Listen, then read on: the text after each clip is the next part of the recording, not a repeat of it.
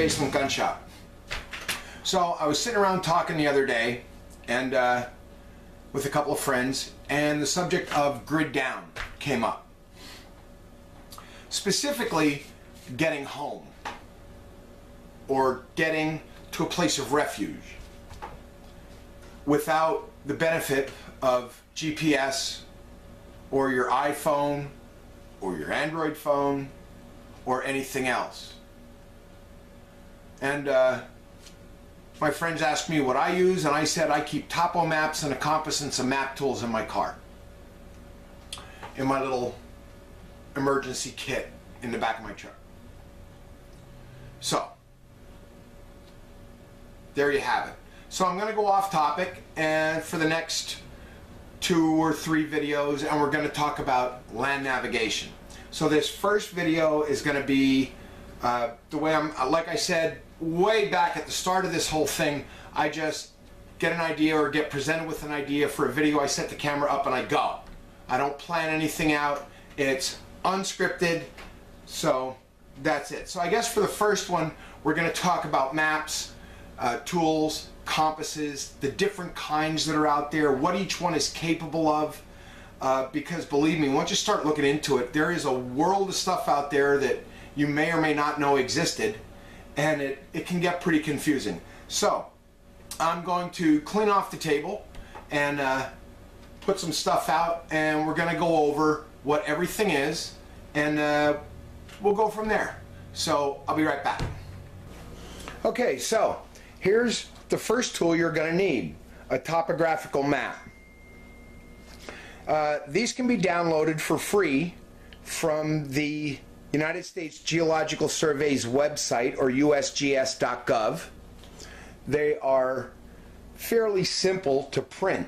This particular map prints on 9 pages, and then you tell it to print poster, display cut marks, and it will show you where to cut the pages so they can be pieced together into one contiguous map. Something you need to pay attention to when you're downloading a map is this right here. See if I can zoom in on that. I hope that's clear for you to see. The scale on the map right here is 1 in 24,000. That scale relates to a number of map tools. They also have 1 in 25,000, 1 in 50,000, 1 in 100,000. Basically what that scale means is this. For every 1 millimeter on the map, it covers 24 meters. That's what it basically boils down to. So if you have a metric scale on a map tool, or even on a compass, for example, this Silva compass right here, this has along this edge a metric scale. So if I can lay that on here and count millimeters, I can do some math, multiply that by 24, so from here to here is 10 millimeters, or from here to the edge is 10 millimeters rather. That's 240 meters in the real world on the map. Each of these squiggly lines drawn on the map, I don't know if I'll be able to focus in tight enough for you to see them. Whoop, wrong way. There you go. Each of these squiggly little lines denotes a raise in elevation or a change in elevation. For this specific map, it is 20 feet per line. So the wider the space between the lines, the softer the incline or the downhill is. Easy enough. Let's zoom back out. There we go. The other thing you'll need to know is there are some numbers across the bottom and both edges and across the top of the map. These locate your grid squares on the map. For example, right here is grid square 420. Well, meridian 420. And right here is grid square, let's go right here, 4514. If you follow this line up and follow this line over, this is the corresponding grid square right here. And that falls into something, those numbers fall into something we're going to talk about in another video, which is the UTM coordinate system. The other thing you need to know, the big difference between a map and a compass is a compass always points to true north. Maps are drawn with scratch that, reverse it. A compass always points to magnetic north. Maps are drawn in relationship to true north. So you have that little figure right there, this V looking thing. The star indicates true north. The star runs bottom to top on the map, same as these vertical meridian lines right here. Let's move that down, there we go. Same as these vertical meridian lines right here. So MN right here is magnetic north. On this map, it is 11 degrees 59 minutes. So you might as well say 12 degrees. Okay? That means from where your compass points and where your compass says is north to the actual true north, there's a 12-degree difference. And that's pretty simple to make up for. And we'll talk about that later. Maybe in this one, maybe in the next one, I don't know. This is called magnetic declination. If you are east of the agonic line, magnetic declination is always to the west, which means you have to add 12 degrees to your compass bearing. If you're west of the agonic line, the declination is always easterly, which means you have to subtract.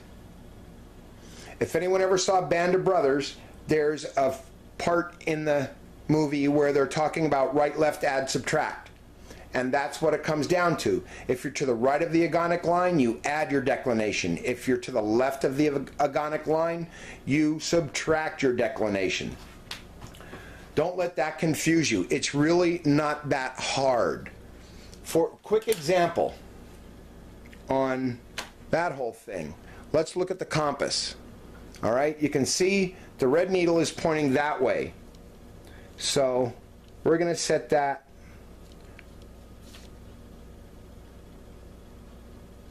to be north. Okay, so we already know we're 12 degrees off.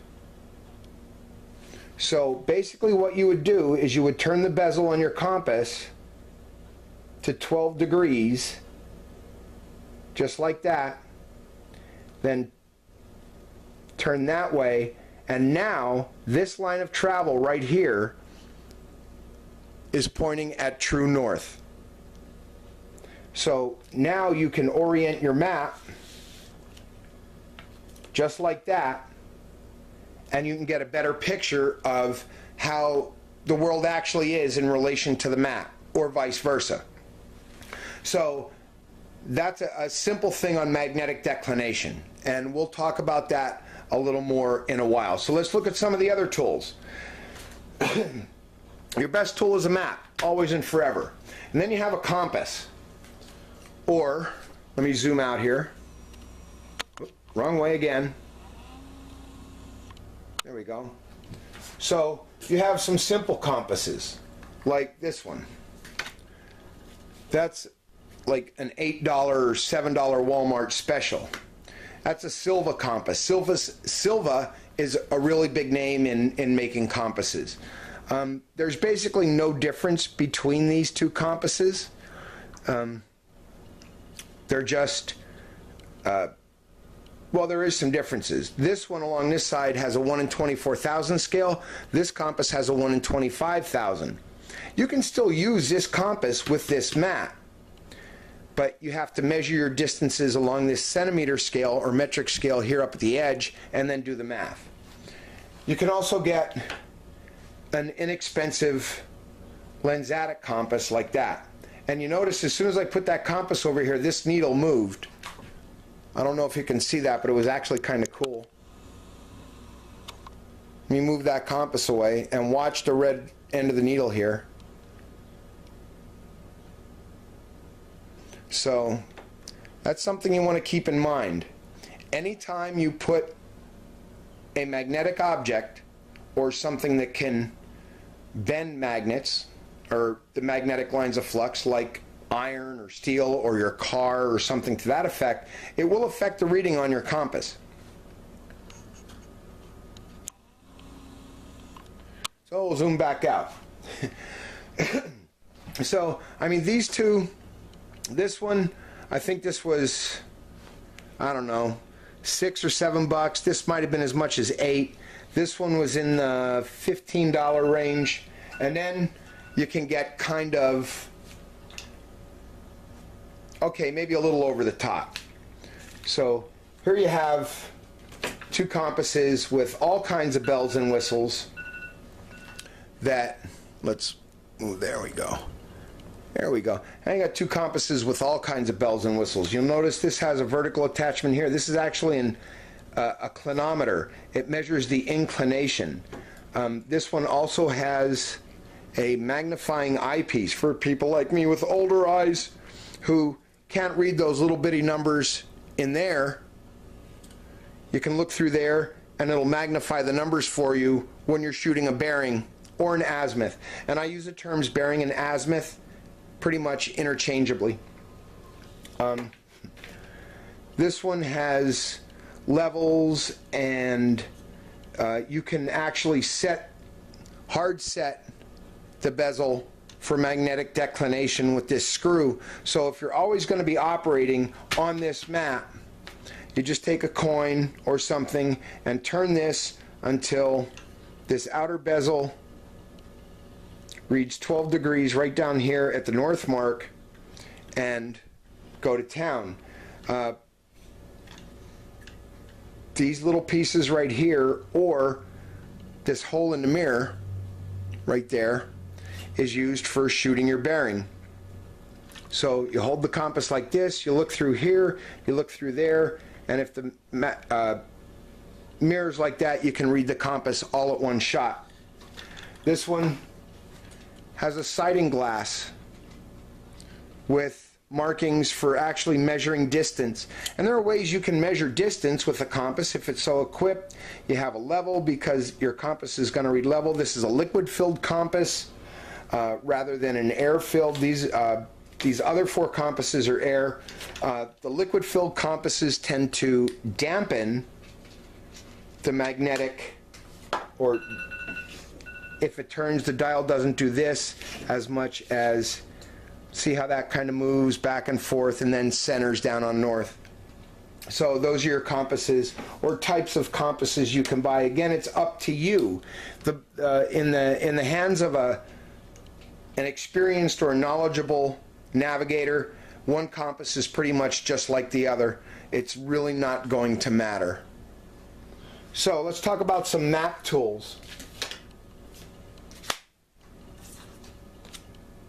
These are some map tools that I picked up from, oddly enough, maptools.com. This one is a land sectioning tool for 1 in 24,000 and 1 in 25,000 scale maps. This is a 100-meter grid subdivision tool for 1 in 24,000 scale maps. It's also a protractor. And this one is a grid position locator for 1 in 24,000, 1 in 25,000, and 1 in 50,000 or scale maps. So this little tool right here can actually get you down to a 10-meter square grid. Now, let's talk about grids real quick as they relate to the map. We'll focus in on that. Okay, you see these 4 lines right here? That is a 1 kilometer or 1,000 meter square area. This tool will break that down into 100 meter square areas. A kilometer is 1,000 meters. We got 10 on the side here, and that breaks it down into 100 square meters. This tool, if you know how to use it, you can locate any position in this square down to a 10 square meter area. So there's a quick little introduction to land navigation and what you may or may not need or may not want. A little introduction into the basic tools that you're going to need. Okay, some of them, like these 2 compasses, aren't really that basic. But even so, they'll help you get where you need to go. So next video, I think we're going to talk exactly about that. So this is just a quick little introduction. Map tools, maps, some map tool, topographical maps, map tools, and compasses. So thanks for watching the Basement Gun Shop. If you like the channel, like it, subscribe, even better. And until next time, stay safe and keep shooting.